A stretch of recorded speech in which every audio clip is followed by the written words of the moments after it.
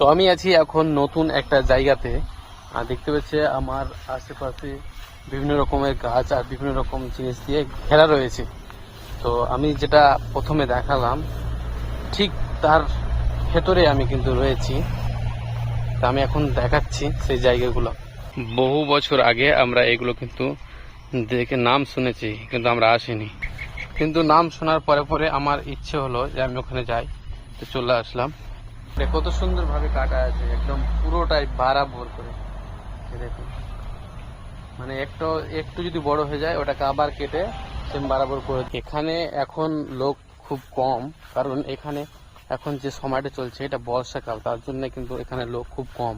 যখন প্রায় মানে গরমকাল আসবে তখন এখানে প্রায় হাজার হাজার লোকের ভিড় থাকবে এই জায়গাতে।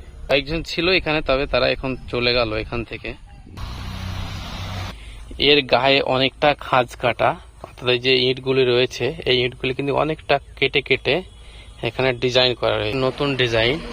এখানে যেগুলো রয়েছে এটা পুরোটাই কিন্তু একই রকম ডিজাইন। আমরা ইটটা দেখবো কতটা ছোট, একেবারে এত বড়টা ইট। হয়তো ক্যামেরার মাধ্যমে বড় দেখাচ্ছে, কিন্তু একেবারে ছোট। যে সাধারণ ইটগুলি রয়েছে তার থেকে কিন্তু একটা ইট, ওই বড় ইটগুলো আমরা যারা সাধারণ ব্যবহার করি সেই ইটগুলো কিন্তু এগুলো 4-5টা হবে। এখানে একটা ডিজাইন, এটা নতুন দেখতে পাচ্ছি, পুরোটাই কিন্তু রাউন্ড করা আছে। এই যে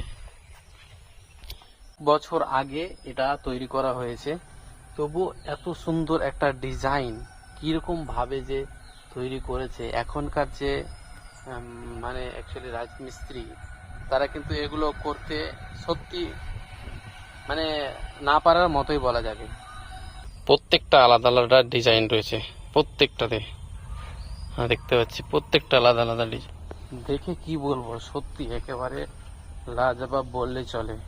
পুরোপুরি দেখে কিন্তু হতবাক, মানে দেখে সত্যি মনটা আলাদাই হবে যে এত সুন্দর ডিজাইন করলো কিভাবে।